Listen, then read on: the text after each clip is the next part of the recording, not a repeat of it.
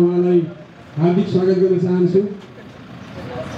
उपस्थित र अब हामी ढिलो नगरिकन यो कार्यक्रमलाई म सबैलाई आसन गर्नको निम्ति अनुरोध गर्न चाहन्छु। भरतपुर विदिशालाई हार्दिक अनुरोध गर्न चाहन्छु। नगरपालिका वडा नम्बर 17 का जनप्रतिनिधि एवं यसै घले जिल्लामा आसन गर्नको निम्ति हार्दिक अनुरोध गर्न चाहन्छु। सर्व जिल्लामा आसन गर्नको निम्ति हार्दिक अनुरोध गर्न चाहन्छु। हाम्रो निमन्त्रणलाई स्वीकार गरेर आउनुहुने यसैगरी भरतपुर महानगरपालिकाका महिला सामुदायिक स्वास्थ्य स्वयंसेवी म सम्पूर्ण उपस्थितलाई हार्दिक धन्यवाद दिन चाहन्छु। श्रद्धेय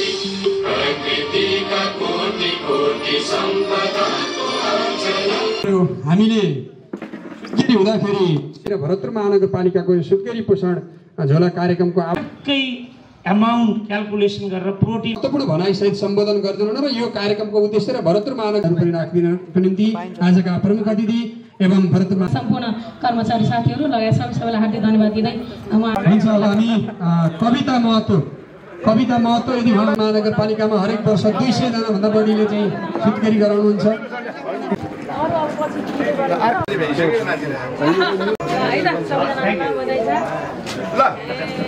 भरतपुर महानगरपालिकाका बर्थिङ सेन्टर सरकारी बर्थिङ सेन्टरहरूमा सरकारी अस्पताल अथवा बर्थिङ सेन्टरहरूमा सुत्केरी हुनुहुने आमाहरूलाई एउटा पोषण झोला पोषणयुक्त खाना सहितको एउटा कार्यक्रम महानगरपालिकाले आयोजना गरेको छ। त्यही अन्तर्गत महानगरपालिकाका 5 वटा बर्थिङ सेन्टरहरू र सरकारी अस्पतालहरूबाट यो एउटा पोषण कार्यक्रम हामीले वितरण गर्दै आइराखेका छौँ।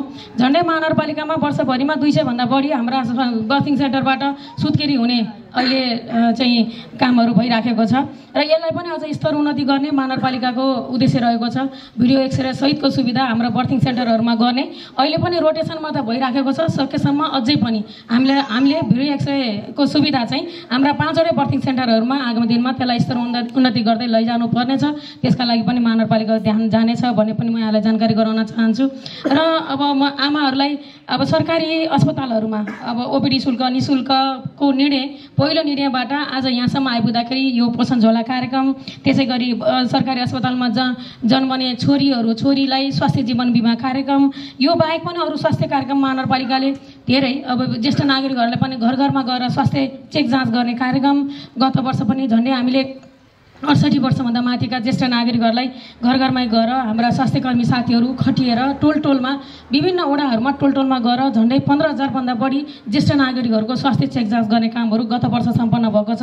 गत वर्ष हामीले 68 वर्षभन्दा माथिका गरेका थियौँ भने यो वर्ष हामीले 60 देखि 68 वर्षभित्रका ज्येष्ठ नागरिक बाआमाहरूलाई घर घरमा गएर स्वास्थ्य चेक जाँच गर्ने कार्यक्रम यो वर्ष पनि रहेको छ। त्यसै गरी हामी अन्तिमसम्म महानगरपालिकाका ज्येष्ठ नागरिक हुँदै गर्दै गएर हामीले सबै खाले नागरिकहरू बच्चादेखि वृद्धसम्म सबैलाई अब घर घरमै स्वास्थ्य सेवा दिने महानगरपालिकाको उद्देश्य रहेको छ। यो ढङ्गले हामी अगाडि बढेका छौँ। अरू पनि थुप्रै हामीले स्वास्थ्य शिविरहरू कार्यक्रमहरू पनि गर्दै गइराखेका छौँ। महानगरपालिका यसै पनि एउटा मेडिकल सिटीको रूपमा छ भरतपुर, त्योमा पनि महानगरपालिकाले आफ्नो महानगर मातहत पनि विभिन्न वडाहरूमा कमसेकम एक स्वास्थ्य कार्यालय महानगरको नीति, त्यो नीति अन्तर्गत पनि महानगरपालिकाभित्र 29 वटा वडा छन्। 29 वटा वडाभित्र अहिले हाम्रो वडाका स्वास्थ्य केन्द्र, त्यसपछि गएर शहरी स्वास्थ्य केन्द्र, नगर स्तरीय अस्पताल गर्दाखेरि लगभग 42 वटा स्वास्थ्य केन्द्रहरू हाम्रा महानगरपालिकाभित्र महानगर अन्तर्गतका स्वास्थ्य सेवा दिने संस्थाको रूपमा अहिले कार्यान्वयनमा आइसकेका छन्।